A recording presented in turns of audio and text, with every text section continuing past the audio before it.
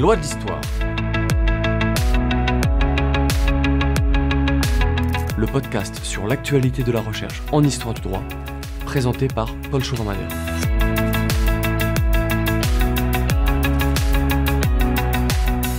Faut-il réhabiliter les femmes condamnées pour avoir avorté avant la dépénalisation de l'IVG en 1975 ?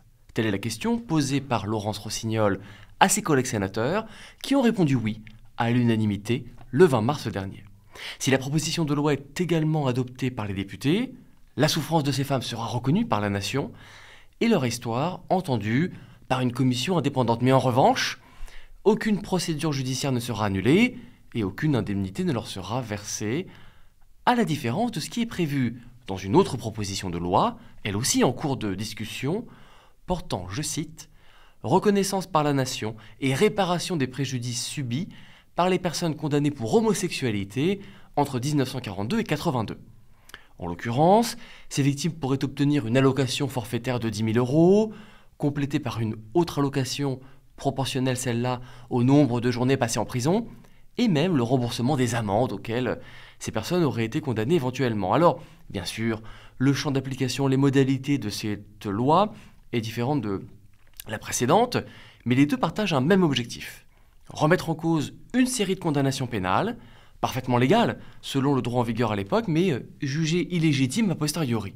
Ainsi défini de manière abstraite, un tel mécanisme pourrait, à vrai dire, s'appliquer à d'autres catégories de victimes, de cette sorte d'erreur judiciaire, mais d'un genre très très particulier. Pensons par exemple aux militants écologistes, condamnés aujourd'hui par les juges pour des actes criminels, comparés par certains même à des terroristes, mais par d'autres à des résistants, broyés par un système qui ne peut reconnaître en l'état du droit la légitimité de leur désobéissance civile. Alors, si le droit change un jour, il faudra peut-être s'interroger sur la réhabilitation de ces résistants, comparables, bien sûr, qu'eteris paribus, à d'autres résistants, avec une majuscule cette fois, ceux qui furent condamnés par la justice de Vichy, réhabilités à la Libération et étudiés dans la thèse de Nolwenn Dupas, intitulée « Les chambres de révision des cours d'appel, contribution à une histoire de la justice de transition, 1943-1953 ». Bonjour Nolwenn. Bonjour. Nolwenn, vous avez soutenu votre thèse le 16 décembre 2023 à l'université Toulouse-Capitole. Vous avez été étudiante depuis la première année de licence. Vous avez été enseignante pendant toute votre thèse, ou presque, puisque vous avez été un peu chez nos amis grenoblois. Et vous êtes revenue ensuite à Toulouse, où vous êtes chercheuse associée. Bref, vous êtes très attachée à cette ville et à cette université de Toulouse, que je n'ai jamais eu le bonheur de visiter, mais dont je sais qu'elle fut la capitale du royaume wisigoth au 5e siècle, avant la bataille de Vouillers, au terme de laquelle Clovis a battu Alaric II, ou pour le dire en termes modernes, le Stade français a écrasé le Stade toulousain. Alors je vous taquine parce que je sais que certains auditeurs aiment le rugby, et parce que je sais et j'ai vu que l'association des doctorants en droit de votre université portait le nom d'Alaric. Est-ce que vous savez pourquoi ? Alors, pas tellement parce que le nom était déjà là depuis très longtemps. C'est en lien avec la montagne Alaric qui est vers Carcassonne, un peu plus bas. Ça fait partie un petit peu de la légende, mais notre salle de travail s'appelle aussi la salle Alaric. Donc, en tout cas, ça reste dans la postérité. Un homme important là-bas. Alors, est-ce que vous pouvez nous raconter les origines de votre thèse ? Les origines de la thèse partent déjà du mémoire de recherche de Master 2, qui portait sur la chambre de révision de la cour d'appel de Toulouse, et qui était une proposition de mon directeur de mémoire de l'époque, Jean-Christophe Gavin. Un attrait pour la période, de par une histoire familiale, et l'intérêt du droit aussi pour l'histoire de la justice. Et après ce mémoire de recherche, la volonté d'ouvrir au niveau national l'étude de ces chambres un peu particulières. Quand vous parlez d'histoire familiale, c'est parce que vous avez eu des membres de votre famille qui ont été jugés par ces cours ? Pas jugés, mais qui ont fait partie de la résistance du côté du Jura et en Dordogne. Ouf, ils étaient du bon côté. Donc c'est pas une thèse sur l'épuration, sur les procès contre les collaborateurs, un sujet bien connu, mais au contraire sur la révision de procès qui ont été menés sous Vichy, contre des résistants. Alors concrètement, qu'est-ce qui se passe ? Il y a un condamné, encore en vie, ou pas, qui va saisir la justice après la guerre pour faire annuler son procès, c'est ça ? Oui, tout à fait. Il y a plusieurs manières de saisir cette justice, soit le condamné, qui était condamné sous l'occupation par les juridictions de Vichy, qu'elles soient ordinaires ou d'exception. Il peut agir, son mandataire, donc son avocat, peut aussi agir. Le cas échéant, s'il est absent du territoire ou s'il est malheureusement décédé, ses descendants conjoints ou ascendants peuvent aussi agir, ou leur mandataire, donc leur avocat. Sinon, le procureur général, près des cours d'appel, peut aussi se saisir d'office de ces divers cas et porter les affaires devant les chambres de révision. Et ces condamnés, c'était des condamnés pour infraction de résistance, de rébellion, ou c'était des condamnés de droit commun? Comment le Vichy les classait? Alors, Vichy ne classe pas forcément ces condamnés dans la classe de délinquants politiques.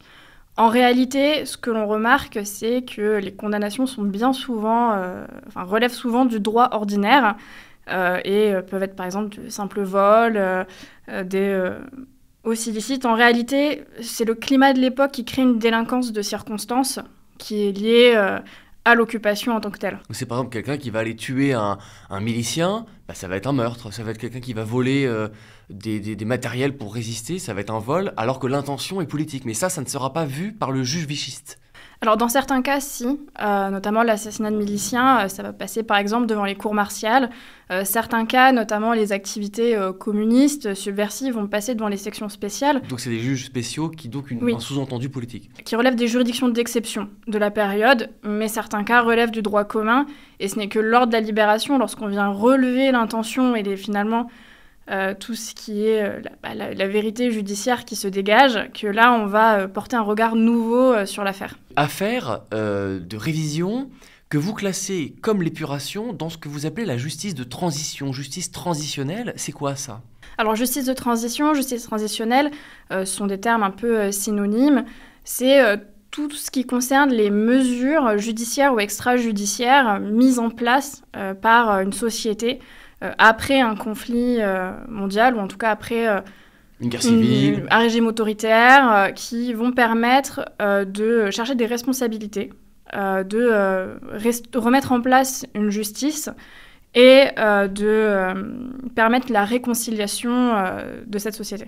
Une réconciliation qui a lieu ici au moment de la Seconde Guerre mondiale. Plus précisément, vous étudiez la période 43-53, 1943-1953. Pourquoi ces bornes chronologiques? Parce que l'ordonnance qui met en place ces chambres de révision est en date du 6 juillet 1943. Et 1953 parce que le 6 août de cette année est adoptée la loi d'amnistie, qui vient refermer quelque part le chapitre des années sombres et qui place sur le même plan la légitimité et l'amnistie pour les personnes qui ont participé à la collaboration, mais également pour ceux qui ont participé à la résistance. Donc c'est plus des procédures de révision qu'on décrira réservées aux résistants, c'est une amnistie, différente de la révision, et pour tout le monde. Oui. Révision donc par des chambres attachées aux cours d'appel, on verra ça plus loin, des chambres qui ont pris des décisions que vous avez étudiées avec toute leur liasse. Combien à peu près de décisions avez-vous étudiées? Des arrêts disponibles, j'ai étudié 10 919 arrêts, à peu près 4 000 requêtes et 2 000 dossiers de procédure. Et c'est exhaustif ou je crois qu'il y avait quelques régions que vous n'avez pas pu aborder? Tout à fait. Il y a 2 fonds d'archives que je n'ai pas pu consulter du fait du Covid. Et des fonds d'archives où les dossiers de procédure, les arrêts n'ont pas été soit versés, soit conservés dans les services. Donc il y en aurait un petit peu plus peut-être, mais vous avez fait beaucoup, les 3/4, 90%. Je pense que ça correspond à peu près à 25 cours d'appel sur 28 à l'époque. Donc c'est assez exhaustif. Je pense qu'on peut compter à peu près entre 12 000 et 15 000 arrêts en tout. À côté de cette source archivistique jurisprudentielle, d'autres sources que vous avez utilisées dans cette thèse? Oui, j'ai utilisé toute la correspondance des parquets généraux, soit avec les parquets locaux du procureur de la République, soit avec la chancellerie, donc le garde des Sceaux, pour tout ce qui correspond un peu à la mise en place de la procédure de révision pour fait légitime. Tout ce qui concerne aussi les fonds de la législation de la direction criminelle et des grâces, pour ce qui concerne les réformes de cette procédure. Des archives plutôt dites politiques, qui concernent finalement au niveau local les archives des comités départementaux de libération, les archives des cabinets des préfets, pour connaître un petit peu aussi tout ce qui se passe, les petits points de cristallisation. Les regards que portait la population là-dessus, les résistances sur ces cours. Tout à fait, les tensions qui peuvent exister également entre les chefs locaux de la résistance locale et l'autorité politique. Et les débats au niveau national aussi, les archives du Premier ministre et du Fonds Charles de Gaulle, et les débats parlementaires, même si à ce niveau-là, il y a des lacunes, puisque l'Assemblée consultative provisoire à Alger commence ses premières séances en novembre 1943, donc reste assez vague sur l'adoption en tant que telle de l'ordonnance du 6 juillet 1943. On n'a pas des PV des séances aussi détaillés que ce qu'on a après pour la 5e République ou la 4e. À partir de novembre, si, mais avant, malheureusement, rien du tout. Voilà pour les sources. L'historiographie maintenant. Le sujet de l'épuration, on l'a dit, il est très connu, très travaillé, mais le vôtre, est-ce qu'il y a eu d'autres historiens avant vous, ou des juristes, historiens des lettres, historiens du droit, qui ont travaillé le sujet ? Tout à fait. Alors, ce sont surtout les historiens des lettres qui se sont intéressés à cette question. Au niveau des historiens du droit, sont surtout intéressés à l'épuration et au fonctionnement des justices d'exception sous Vichy. Je peux vous citer Jérôme Ferrand qui a étudié la chambre de révision de la Cour d'appel de Grenoble dans un article assez récent, de 2015, il me semble. Donc une étude ponctuelle ? Oui, vraiment locale, centrée sur un fonctionnement particulier. Et c'est à peu près tout. D'accord.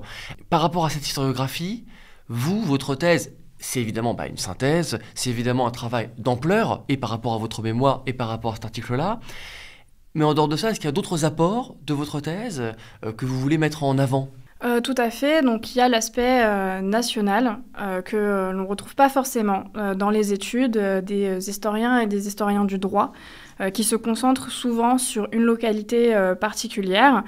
Donc, cette volonté déjà de présenter ce sujet qui est récent, qui est assez neuf dans l'historiographie, et de proposer quelque part aussi une définition jurisprudentielle de cette résistance qui est plus vaste que ce que l'on peut entendre comme résistance en tant que telle, notamment chez les historiens des lettres. Oui, parce que l'intérêt de l'apport national, ce que j'ai vu dans votre thèse, c'est qu'il n'y a pas d'unification de la jurisprudence. Il y a des jurisprudences locales, et c'est ce qu'on voit grâce à votre comparatisme, en fait, entre les différentes cours d'appel. Et puis c'est vrai qu'au-delà de l'aspect procédural de votre travail, il y a un aspect substantiel, sur le fond, sur la définition de ce que c'est un résistant. Par le biais de la justice, ce que ne font pas forcément les historiens des lettres. Tout à fait. Là, le but poursuivi, c'était de voir comment, à Alger, en 1943, alors que le débarquement est encore imaginé, espéré, on réfléchit à cette question de la légitimation avant même d'adopter quelques textes par rapport à l'épuration, même si cette question est très présente aussi dans les débats, bien évidemment. Comment on pense ce mécanisme ? Comment est-ce qu'on l'applique ? On le met en œuvre sur un territoire fracturé à l'automne 1944 ? Comment on le fait évoluer face aux réalités de la sortie de guerre et même encore de ce temps de guerre en fin 44, début 45 ? La manière dont, face à un texte qui est assez lacunaire, les juridictions s'emparent et interprètent toutes ces questions de procédure, d'où le fait justement que l'on ait des divergences au niveau de l'application, au niveau procédural, et ensuite de voir comment on réceptionne finalement cette jurisprudence qui est rendue par les chambres, d'un point de vue juridique et aussi d'un point de vue politique, essayer de voir si il y a quelque chose qui est fait derrière. Oui, effectivement, vous avez une approche aussi sur la postérité de ces décisions. Ce qu'on voit dans votre plan, qui est chronologico-thématique et divisé en deux parties. Une première partie qui se concentre sur le principe, sur la décision elle-même de créer cet outil judiciaire pour réhabiliter les résistants. Une décision dont vous interrogez les motifs, le dispositif procédural, les contraintes, les conditions d'application devant ces chambres de révision des cours d'appel. Et après avoir ainsi vu la mise en place de cette procédure extraordinaire de révision, vous vous concentrez dans la seconde partie de votre thèse sur sa mise en œuvre, le contenu et les conséquences du travail des chambres. Le contenu d'abord, puisque celles-ci ont dû définir concrètement quels étaient les actes, quelles étaient les personnes qui méritaient d'être réhabilitées, parce qu'on va le voir, l'ordonnance du 6 juillet 1943 est assez mystérieuse, assez brève. Et les conséquences aussi, tant juridiques que politiques, comme vous l'avez dit. Conséquence qui implique aussi d'autres personnes, des tiers, et pas seulement ceux qui ont été jugés, qui ont suscité des débats après ce contentieux considérable, plus de 10 voire 15 000 décisions. Voilà le plan d'autres thèses qui sera l'objet de notre discussion dans la seconde partie de l'émission.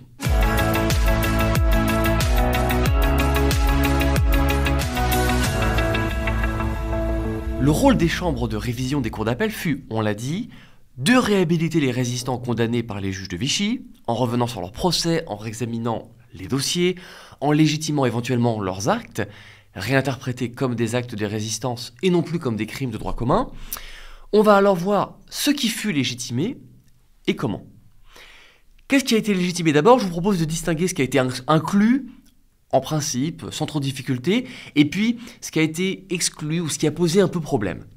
Commençons par ce qui a été inclus sans trop de problème, en partant du texte qui est le point de départ de votre thèse, que vous avez mentionné, l'ordonnance de 1943, qui sert de cadre. Que dit-il exactement ce texte? Alors, cette ordonnance déclare, je cite, que sont déclarés légitimes tous les actes accomplis postérieurement au 10 juin 1940, dans le but de servir la cause de la libération de la France, quand bien même ils auraient constitué des infractions au regard de la législation appliquée à l'époque. En conséquence, sont suspendues toutes poursuites exercées et seront soumises à la révision toute condamnation prononcée par les juridictions répressives, civiles ou militaires, intervenues pour des faits postérieurs au 10 juin 40, dans les affaires se rapportant soit à des faits de prise de service ou de tentative de prise de service dans les armées françaises ou alliées, soit à des services rendus à la résistance française ou aux puissances alliées, quelle que soit la nature de l'infraction commise. Quand vous parlez de service, de prise de service, c'est des gens qui en gros se sont engagés dans ce qu'on appelle la résistance militaire, c'est ça? Exactement. Par exemple, tous ceux qui ont tenté ou qui ont franchi la frontière espagnole pour rejoindre en Afrique du Nord, le général de Gaulle. Ceux qui ont tenté aussi de rejoindre l'Angleterre un peu plus tôt, et aussi au niveau du... Qui eux seraient en gros condamnables pour désertion en quelque sorte, du point de vue du droit vichiste. Oui. Et trahison peut-être aussi. Exactement. Par exemple, ça va être tous les navires de la flotte de Toulon, des navires entiers aussi désertent, c'est trahison à l'intérieur ou à l'extérieur en temps de guerre, et vont être condamnés pour ces faits, alors à Toulon par le tribunal militaire maritime permanent. Et d'autres personnes, dont notamment le général de Gaulle, qui vont faire l'objet de condamnation à la cour d'appel de Toulouse et aussi du côté de Riom. Et on a évidemment tous les actes de sabotage, faire sauter les trains, mettre des bombes, tuer des collabos. Mais c'est pas que. On voit bien aussi à la fin du texte que vous avez lu qu'il y a aussi une résistance, alors qu'on pourrait dire civile. C'est quoi là comme type d'acte qui a contribué à cette résistance civile? Pas l'homme dans son maquis avec un fusil anglais, mais c'est quoi? Alors par exemple, ça peut être la non-déclaration de stock, la hausse illicite, le vol, l'abattage clandestin. L'abattage de quoi? Pas de poulet? Tout à fait, s'il y a du vol de bétail également. Il y a du vol de betteraves aussi, beaucoup dans le nord de la France. Alors en quoi ça peut être de la résistance, ça? Alors je l'entrevois un peu sur la question militaire d'une intendance qui se met en place et qui vient nourrir les maquis qui sont dans les forêts, dans les montagnes, selon les localités, et qui viennent participer à cette question de la résistance pour subvenir à ceux qui sont plutôt dans un conflit armé. Ça peut être aussi l'outrage au chef de l'État. En insultant Pétain en étant saoul en sortant du bar. Tout à fait. Là, on est plutôt dans la question des délits d'opinion, mais qui relèvent de la résistance civile. Dans les deux cas, est-ce qu'il fallait que l'acte accompli soit accompli par quelqu'un qui appartienne formellement à une organisation de résistance, ou est-ce que ça pouvait être un résistant du dimanche qui n'était pas encarté? Les deux sont tout à fait possibles. Les juges sont plus ou moins souples sur la question. Je pense notamment à la chambre de révision de la cour d'appel de Douai, qui va être plutôt stricte et qui va demander des attestations de chefs de la résistance, notamment pour certaines infractions. Pour tout ce qui concerne les assassinats, le meurtre, doit forcément avoir été accompli... Sur ordre d'un chef? Tout à fait, pour pouvoir être légitimé. Pour autant, on se rend compte quand même que dans beaucoup de cas, il n'y avait pas forcément besoin d'avoir conscience de faire de la résistance. Je pense notamment à tous aux outrages au chef de l'État qui sont très souvent prononcés en état d'ébriété.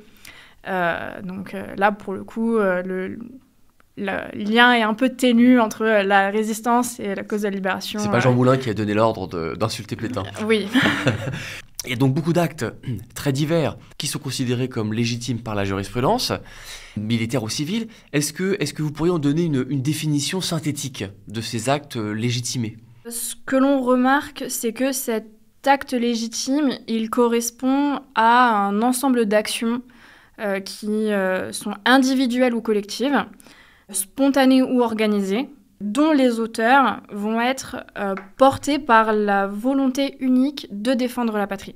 Une patrie qui est en danger dans la lutte contre l'ennemi commun qui est l'Allemagne nazie. Et cette définition, elle va venir prendre place dans une période définie, qui est celle qui commence le 10 juin 1940, date qui est posée par l'ordonnance de 6 juillet 1943, et qui prend fin à la date de libération du territoire du lieu où l'infraction a été commise. Donc, cette date... varie. Tout à fait, varie en fonction... oui.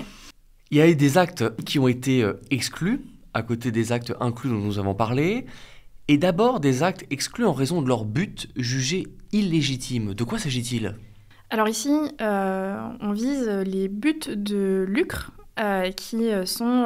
le profit. Oui, qui sont réalisés en fait dans un intérêt personnel, d'enrichissement en particulier, et aussi la participation à l'effort de guerre allemand, qu'on retrouve quand même dans certains arrêts. Ça veut dire qu'il y a des gens qui ont collaboré, commis des infractions à ce titre, et qui après ont voulu être blanchis par les juridictions de la résistance, alors qu'ils avaient collaboré. Tout à fait. Le monde est beau.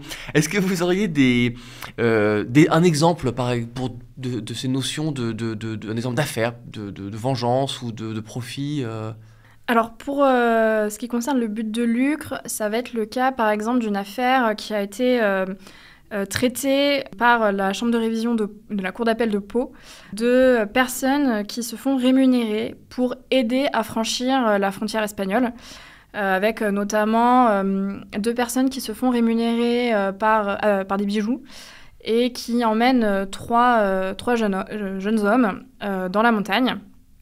Pour fuir, soit parce qu'ils sont juifs, soit parce qu'il y a le STO et qu'ils veulent fuir. Exactement, et il neige beaucoup parce qu'on est au mois de janvier 1943, et 2 s'arrêtent dans un refuge, et le dernier veut continuer, donc le guide continue avec lui, sauf que il fait nuit, la marche est faite quand même pour des personnes qui sont expérimentées. Il fait très froid, il y a 20 cm de neige à peu près, et cette personne décède, et on retrouve le corps au mois d'avril, mort de froid et de fatigue. Les personnes qui ont été rémunérées avec les bijoux vont être condamnées pour homicide par imprudence, et vont demander la révision. En disant on a aidé des gens, on a résisté. Tout à fait, mais les juges vont dire qu'ils ont été surtout guidés par la cupidité et non par le sens national, et que cela ne revêt pas le caractère légitime. Ça, c'est pour les cas du but de lucre, et par rapport à l'exemple de vengeance. De participation à l'effort de guerre allemand, parce que sur la vengeance, il y a moins d'exemples. C'est le cas, par exemple, des faux maquis, qui pillent au nom de la résistance, mais uniquement pour leur propre compte. On a aussi les cas d'individus qui veulent obtenir la révision d'une condamnation qui est prononcée contre lui à la libération par une juridiction d'exception qui traite justement de la collaboration, et qui le condamne pour intelligence avec l'ennemi parce qu'il s'était engagé dans la milice. Et lui vient dire qu'il s'est engagé pour un peu... faire de l'entrisme. Exactement, et puis essayer de faire de la résistance au sein de cette milice. En soi, la Chambre de révision n'est pas compétente pour traiter de cette décision, mais elle rend quand même une décision où elle rejette purement et simplement la demande. Et ça concerne le but, qui est ignoble et rejeté. Quid au contraire des actes ô combien nobles de résistance à l'antisémitisme nazi, qui, sauf erreur de ma part, je pense aux gens qui ont aidé les juifs, mais dans de bonnes intentions, pas pour se faire de l'argent comme ceux dont vous avez parlé, ils ne sont pas explicités dans l'ordonnance de 1943. Alors est-ce qu'ils ont quand même été réhabilités par les juges ? Tout à fait. Sur cette question, il y a 2 points. Donc la question d'une résistance qui serait humanitaire, des personnes qui viennent aider les Israélites à se cacher, à en leur donnant de faux papiers, en les dissimulant chez eux. Il y a aussi le cas de ces Israélites qui sont condamnés par Vichy.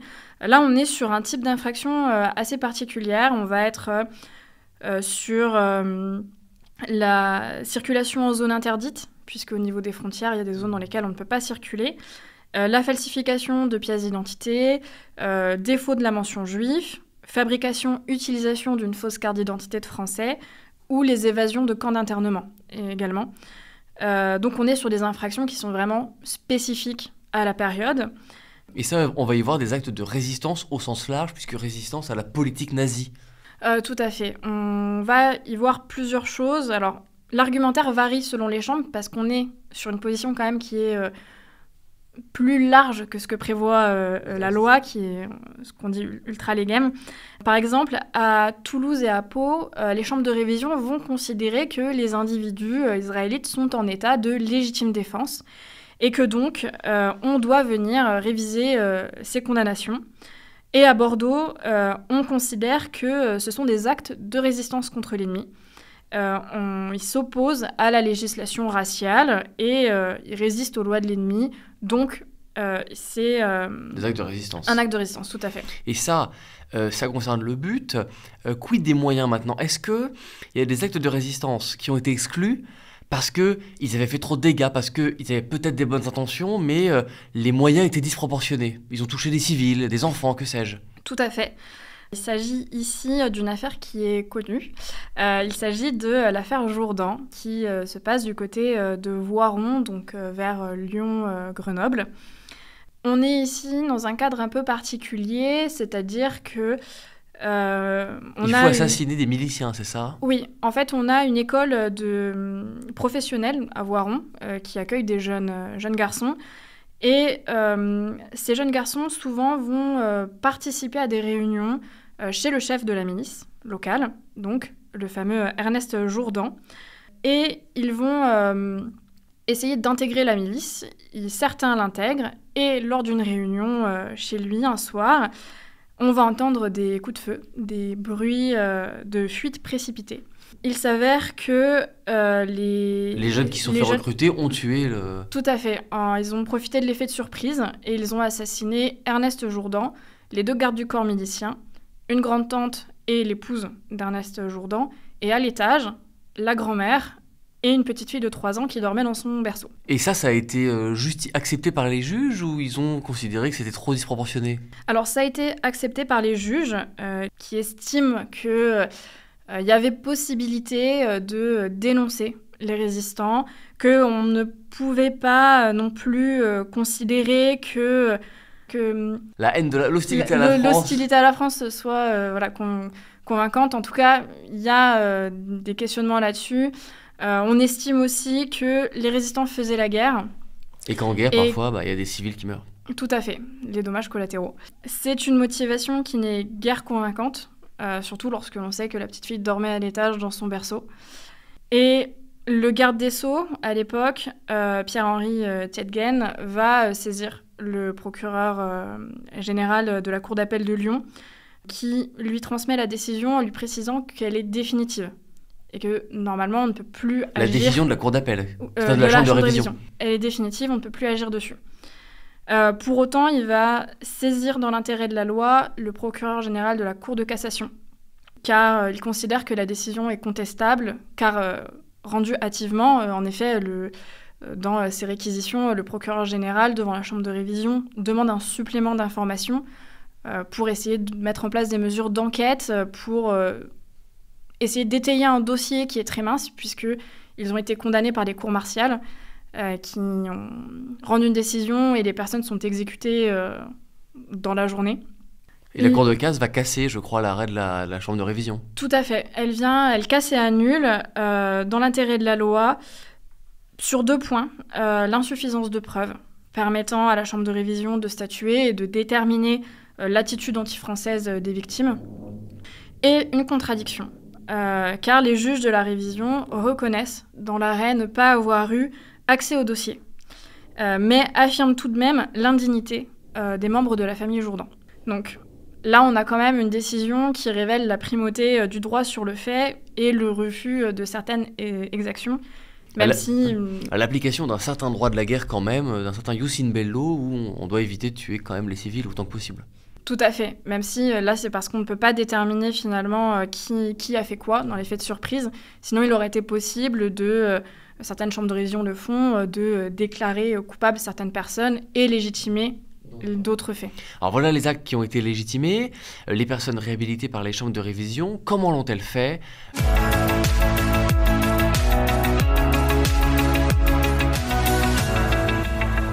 Comment légitimer ces actes ? Par la voie judiciaire. Alors présentons cette procédure avant de nous demander pourquoi on a utilisé cette voie précisément. La procédure a été confiée à des juridictions, lesquelles, c'est les chambres de révision des cours d'appel, hein, c'est ça ? Tout à fait. Ces chambres de révision étaient composées de juges professionnels. Oui, on retrouve le premier président de la cour d'appel, 2 conseillers qui sont choisis parmi les conseillers les plus anciens, le ministère public est représenté par le procureur général, et un greffier, qui est le greffier de la cour d'appel. Des professionnels qui n'ont sans doute pas été nommés immédiatement, donc c'est des gens qui étaient peut-être là avant sous Vichy ? Oui, exactement. Ce principe, il est posé dès 1943. On fait le choix, alors que justement il y a des tensions envers cette justice de Vichy, on fait le choix de poser le principe de magistrats professionnels pour traiter des cas de ceux qui ont participer à la cause de la libération de la France. Parce que c'est des questions un peu techniques, on estime que un jury populaire n'y arriverait pas. Pas forcément. On est plutôt sur un garde des Sceaux, l'automne 44, qui accorde toute confiance aux juges. Il estime que ce sont les mieux placés pour connaître des affaires qu'ils ont potentiellement déjà traitées. Donc ils ont déjà un peu cette subtilité sur certaines affaires où on a camouflé certains faits pour éviter justement d'autres peines. Oui, c'est-à-dire on voit dans votre thèse que vous parlez qu'il y a une forme de résistance des juges qui parfois choisissent telle ou telle peine contre les résistants pour éviter, par exemple, que ceux-ci ne soient ensuite condamnés par les Allemands. Oui, ça se joue un peu sur la qualification des infractions. Notamment, on correctionnalise certaines infractions au lieu de criminaliser. Pour éviter l'évocation des Allemands, des fois on rend une décision un peu plus sévère pour éviter que les Allemands... se disent c'est trop mou, nous on va prendre ça, vous allez voir. Tout à fait, sachant qu'à chaque fois que les Allemands récupèrent une affaire, les intéressés, les condamnés sont déportés en Allemagne. Donc il y a ces petites subtilités et aussi les considérations pratiques. Le maintien est nécessaire pour qu'on ait une bonne administration de la justice, une justice qui soit rendue rapidement, puisque... Il y a des gens déjà là. Voilà, ça aurait été trop compliqué de remoduler les audiences pour faire coïncider, mobiliser certaines personnes, sachant qu'on est déjà en déficit de recrutement des magistrats. Déjà à l'époque. Donc ça aurait été compliqué. Mais donc alors, il n'y a pas eu vraiment d'épuration dans la justice, ou il y en a eu quand même ? Alors il y a eu de l'épuration dans la justice, on le voit de plusieurs manières. Déjà, tout d'abord, il est impossible de révoquer tout le monde à la Libération. Ça, c'est impossible. Ce qu'on voit, c'est qu'on a la mise en place d'enquêtes sur la situation du personnel judiciaire à la Libération. On a de grands tableaux mis en place avec notamment les orientations politiques et l'attitude du magistrat sous l'occupation, avec notamment des suspensions immédiates de certains magistrats. De ceux qui ont vraiment été trop sales. Tout à fait, de ceux qui ont vraiment collaboré avec une ferveur importante, ce qui a permis déjà d'éviter de trop grosses complications. Et on a quand même la mise en place de commissions d'épuration qui va entendre notamment les magistrats qui ont siégé dans les sections spéciales, même si dans ces dossiers-là, on a des mémoires d'avocats qui montrent que les magistrats ont toujours essayé d'être justes dans l'application des peines, sans forcément condamner à mort obligatoirement. Donc il y a une modulation et des petites subtilités qui font que l'épuration n'est pas forcément aussi... radicale que certains l'auraient espéré. Tout à fait. Mais quand même, on va essayer de rassurer l'opinion publique en contrôlant cette juridiction. Vous avez parlé tout à l'heure de la Cour de cassation qui intervenait. Est-ce qu'il y a d'autres garde-fous pour encadrer ce travail des chambres de révision ? Alors, les chambres de révision permettent la nouvelle demande, une seconde saisine, dans les cas où les personnes auraient été déboutées parce qu'il n'avait pas suffisamment d'attestations. Ce qui permet de contrebalancer le fait qu'on ne puisse pas faire appel de la décision. On est forcément obligé de passer par la cassation, qui traite l'affaire plusieurs années après, donc ce qui porte aussi un peu, qui débat sur l'intérêt de se pourvoir en cassation plus tard. Il y a donc certains contrôles par la cassation, par cette deuxième saisine possible, et dans le même but d'éviter les abus, d'éviter l'arbitraire des juges. Est-ce qu'il y a un travail sur les preuves ? Quel type de preuves on va utiliser pour savoir qu'une personne avait de bonnes intentions ou de mauvaises intentions, de lucre ou pas, était un résistant ou pas ? C'est quoi le type de preuve qu'on utilise ? Alors là, c'est très varié. Ça dépend selon les localités. C'est pour ça qu'il est difficile de dégager une procédure type et générale de cette procédure de révision pour fait légitime. Dans les ressorts les plus rigoureux, on va dire, on a la mise en place d'attestations qui sont demandées, qui sont obligatoires. Signées par des résistants, donc ? Oui, qui sont signées par des chefs de résistance, parfois par des témoins, qui seront auditionnés. Alors ça, les auditions, c'est vraiment spécifique à la cour d'appel, la chambre de révision de la cour d'appel de Douai. Il faut montrer qu'on a appartenu à un réseau ou à un mouvement de résistance et que l'acte a été réalisé dans cette temporalité. On se rend compte malgré tout que il y a beaucoup de fausses attestations qui sont produites, ce qui finit finalement par être qualifié de certificat de complaisance. Donc on va avoir la mise en place de certificats matériels de signature pour montrer que c'est vraiment bien une vraie attestation d'un chef local de la résistance, ce qui entraîne une lourdeur procédurale quelque part.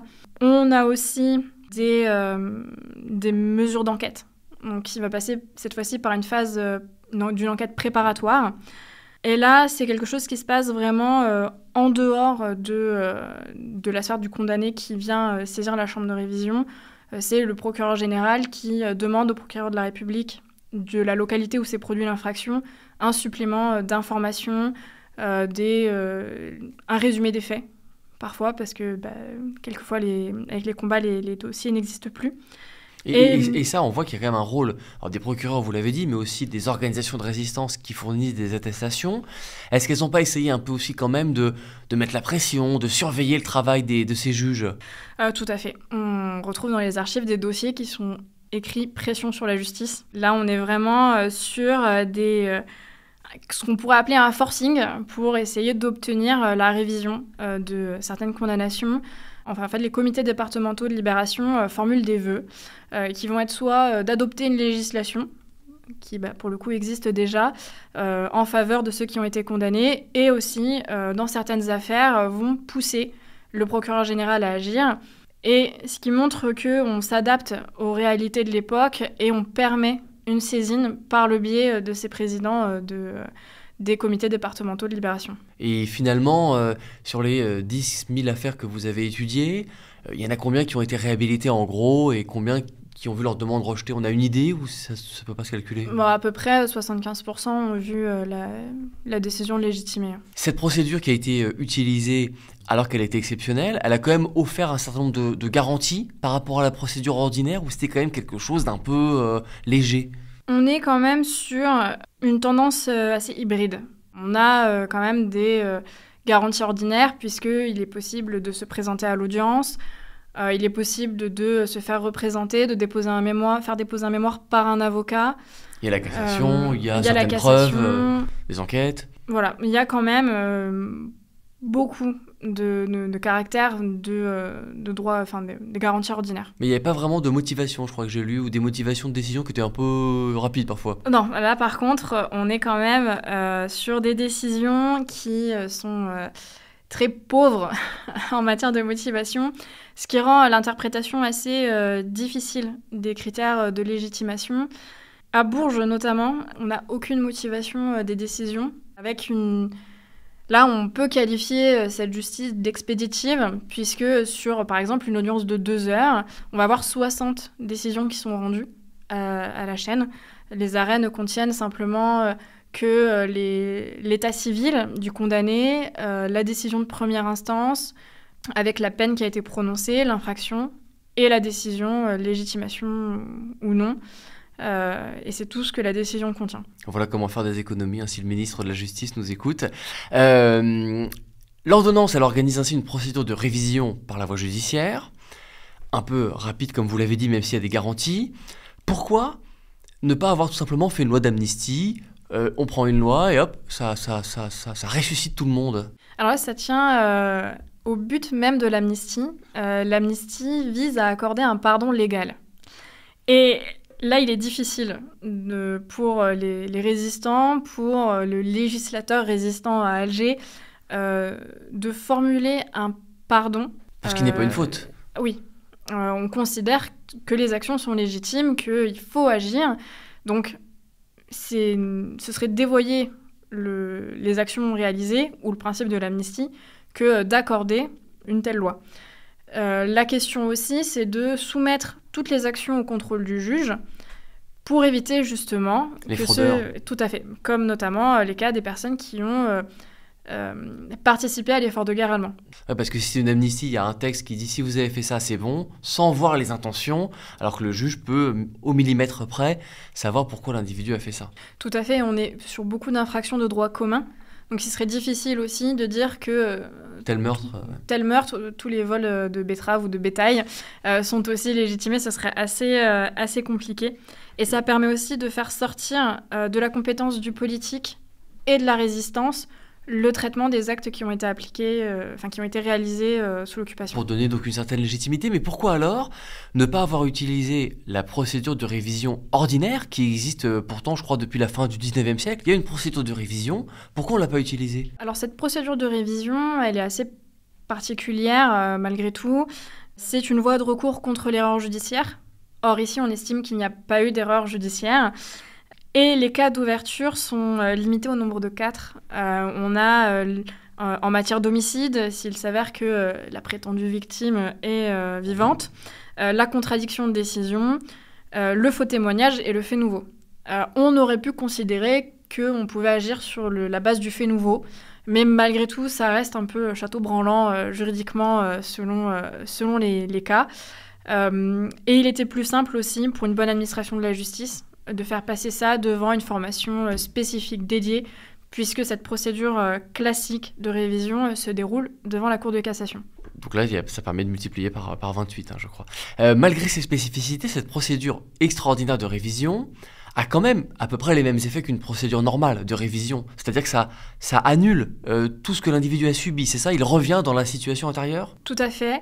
On a la disparition des condamnations du casier judiciaire.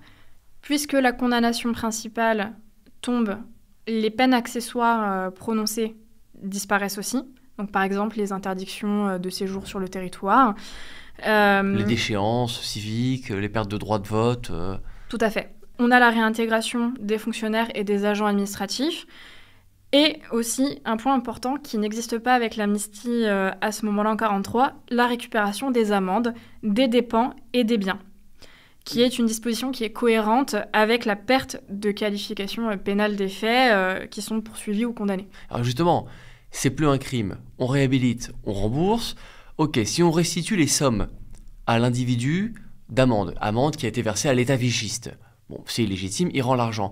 Mais si l'argent a été versé par la personne condamnée à des victimes, à des particuliers qui auraient été innocents. Voilà, il a tiré, en tirant ça a endommagé des vitrines, ça a tué ou blessé des civils qui n'ont rien à voir avec les collabos, il a dû leur verser des dommages et intérêts. Est-ce que là, il va être remboursé ? Est-ce que la victime innocente, qui n'est pas collabo, qui a récupéré des dommages et intérêts pendant l'époque de Vichy, est-ce qu'elle doit rembourser le résistant ? Alors, dans les faits, oui. On a plusieurs affaires où justement la condamnation civile, donc à des dommages-intérêts, tombe puisque la condamnation pénale tombe et le pénal tient le civil en état. Et donc on va avoir diverses interprétations. Celle qui convainc le plus, c'est de venir dire que l'acte qui est réalisé est un dommage de guerre. Et donc, à partir de là, c'est la législation pour le dommage de guerre qui doit être appliquée, puisque la personne qui a été légitimée qui du coup a accompli un acte de résistance, en tout cas un acte légitime, doit être vu quelque part comme un soldat qui a agi au cours de ses fonctions. Donc ça veut dire que lui récupère l'argent qu'il avait versé au titre des dommages et intérêts, et la victime qui, sous Vichy, innocente, avait reçu de dommages et intérêts, doit se tourner vers l'État pour être remboursée en quelque sorte. Alors là, c'est un peu flou. Il n'y a pas vraiment de décision claire sur ce point, de savoir comment est-ce qu'on s'arrange à ce moment-là. Pour certaines décisions, les dommages-intérêts n'avaient pas encore été versés, puisque c'était des condamnations qui avaient été prononcées par défaut.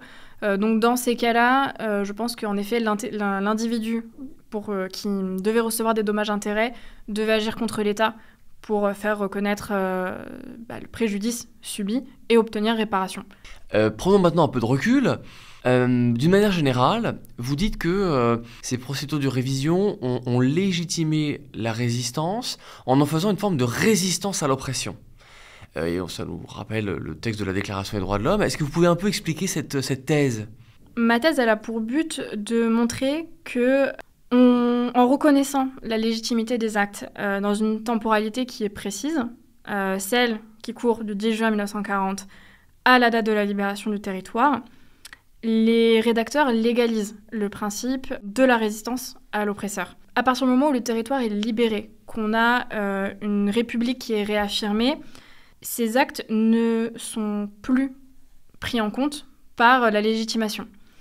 Là, ici, on veut éviter les restants du 32 août, mais ici, cette législation de 1943, elle légalise des comportements délictueux parce que ils ont pour but de lutter contre l'oppression. Et la promesse qui est faite en 1943, elle ne vaut que si l'objectif est atteint.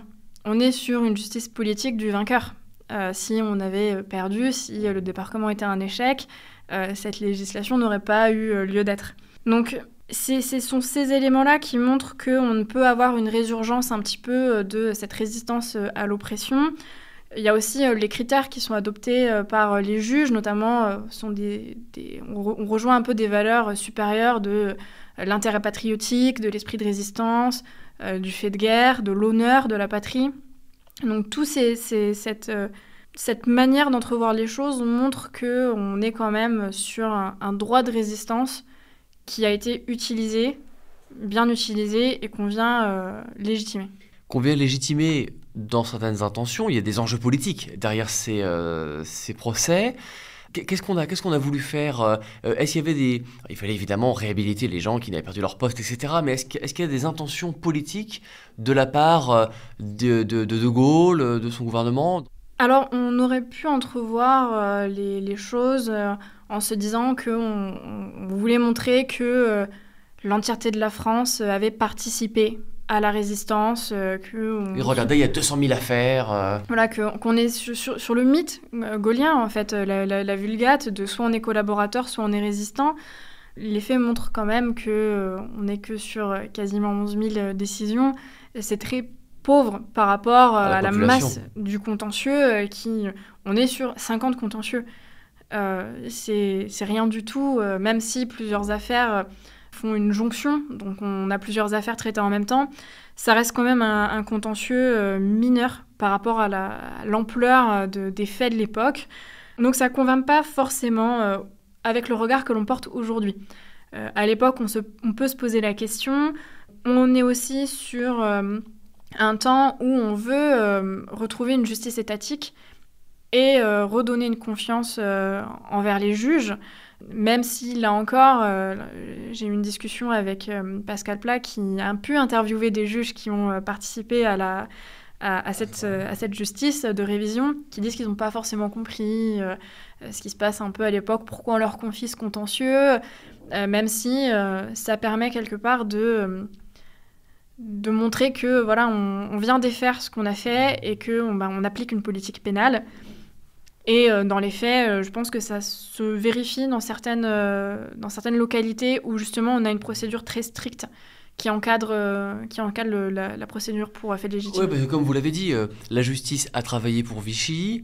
en résistant plus ou moins, il y a eu peu d'épuration, donc il y a eu une méfiance de la part des résistants, des comités qui mettent la pression pour que leurs camarades soient réhabilités, une épuration qui n'avance peut-être pas assez vite, et donc là c'est une façon pour l'État de dire non, on reprend le contrôle, la justice vous pouvez de nouveau lui faire confiance, elle réhabilite les résistants, elle n'est plus du côté de Vichy. Tout à fait, il ne faut pas oublier qu'on a beaucoup, il faut nuancer, mais on est quand même sur une période en août 44 et même l'automne 1944 où on a des mesures extrajudiciaires d'épuration, notamment avec le tribunal de Pamiers qui se met en place et qui est une justice vraiment expéditive et qui est en dehors complètement des mécanismes de droit même, tout simplement, même pas simplement de droit ordinaire ou de droit d'exception.